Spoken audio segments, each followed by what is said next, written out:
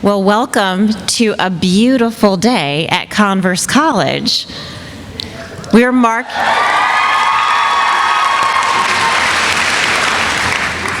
So I know you've been here a few weeks, but we're now marking the start of the school year. So let me start. Whether you think you can or think you can't, you're right, said Henry Ford.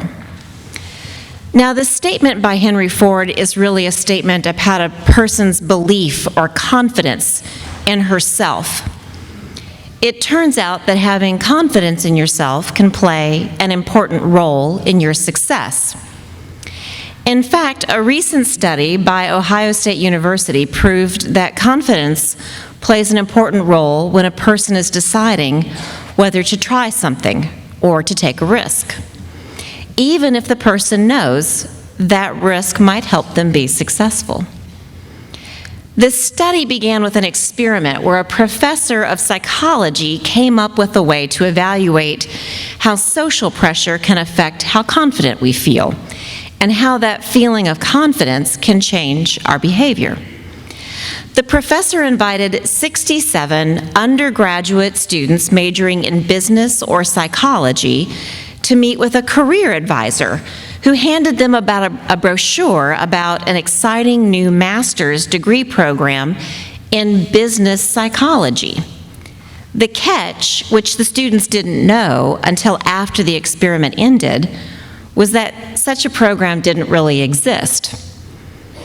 Students were divided into 4 test groups. Everyone was asked to submit their GPA and to rate their confidence of successfully becoming a business psychologist in an initial evaluation. The groups were set up as follows. Group 1 was a control group. That group was told there were no GPA requirements for the program. Group 2 was told the GPA requirement was 10% below their current GPA. Group 3 was told, like Group 2, the GPA requirement was 10% below their current GPA and that they were unlikely to be rejected by the program. And finally, Group 4 was told, like Groups 2 and 3, that their GPA was 10% below the current GPA, the required GPA, and that they were a perfect fit for the program.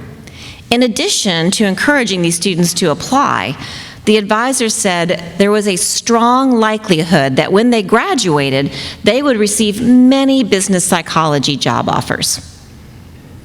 All right, the results, while not surprising, were rather lopsided. Group 4, which was given the most encouragement, was far more likely to apply for the non-existent program of their dreams, despite the fact that they were no more qualified than the students in the other 3 groups.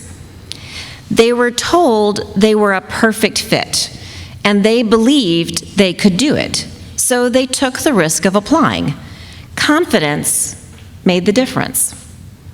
The professor concluded, sometimes students have the grades, the motivation, and the ability, but simply lack the necessary self-confidence to wholeheartedly invest in the pursuit of a realistic new goal. So we know confidence is an important component of success, but the problem for women is that they've been misled to believe that they lack confidence more than men. This misinformation started in 1978 with a study of high-achieving women that coined the phrase, or quasi-diagnosis, imposter syndrome. The idea of imposter syndrome gained momentum again in 2012 thanks to a broadly cited article in The Atlantic entitled "The Confidence Gap." The piece reported that while women have made progress in the workplace, men still control the top jobs, and the numbers aren't improving. The reporters tried to figure out why by honing in on the idea that business women they interviewed all talked about their self-doubt. These women said they often felt like imposters, that they had reached a level of success or acclaim that they had not earned.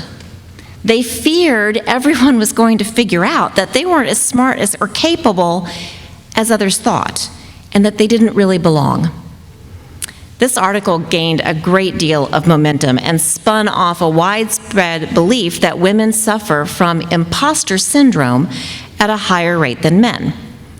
But the truth is that men and women suffer feelings of inadequacy at the same rate. Later and more scientific studies have disproved the reported disparity exists. Now, these studies do not get as much attention, and the myth continues that women are not as successful because of this lack of confidence. But in fact, some of our nation's most successful and well-known people have openly talked about how they suffer from imposter syndrome, including actor Tom Hanks, author Neil Gaiman, actress Emma Watson, Facebook Chief Operating Officer and author of Lean In, Sheryl Sandberg, Supreme Court Justice Sonia Sotomayor, and yes, even Albert Einstein.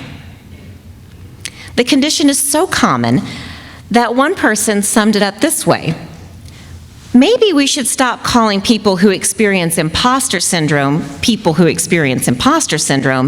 and start calling people who don't experience imposter syndrome overconfident weirdos. Now, why am I telling you this? Because you may be sitting there thinking, I don't belong at Converse, or I'm not college material, or everyone else seems to so much more prepared and they know what's going on, and I feel completely clueless. If you have or are feeling this way, you aren't alone. In fact, almost every single one of us in this room has had this thought at some point or another. So here's the good news. Being overly confident can lead to failure too, because overly confident people tend not to acknowledge how difficult the task in front of them may be, and they tend not to prepare adequately. In short, they don't work as hard. So while confidence can be an important part of success because people are willing to take risks and try things, hard work is an equally important part of success. So even if you don't feel confident, just hang in there and keep working, because hard work often leads to success and recognition. And with each success you achieve, try to remind yourself that you earned it. And while you're supporting and being kind to yourself, remember to support and be kind to others. You will remember that an important part of that Ohio State University study was that the confidence of those students who were trying to decide whether to apply for the master's program, albeit imaginary, in business psychology, they were greatly affected by the confidence the advisor placed in them.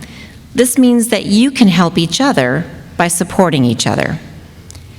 You, big sisters, tell your littles in side ways that they are great and that they can succeed. Encourage each other to attempt goals you may not reach. Audition for things you fear you aren't good enough to get. Apply for things you fear you aren't qualified for. And try the things that scare you. And when you see those around you try for those things and succeed, remind them that they succeeded because they earned it and they belong there. So let me start today. Each and every one of you belongs at Converse College. Each of you can be successful here and go on to find employment in a field that you ultimately find to be personally rewarding. Now, I'm not saying that you won't struggle in some classes or that you won't end up changing majors, maybe more than once, or career paths, but you can ultimately succeed if you work hard, ask for help, pick yourself back up when you fail, and believe in your ability to succeed. You can do it. I believe in you.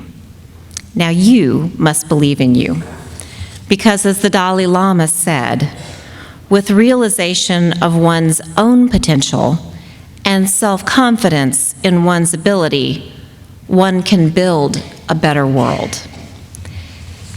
Now that, I now declare Converse College's 128th academic year in session.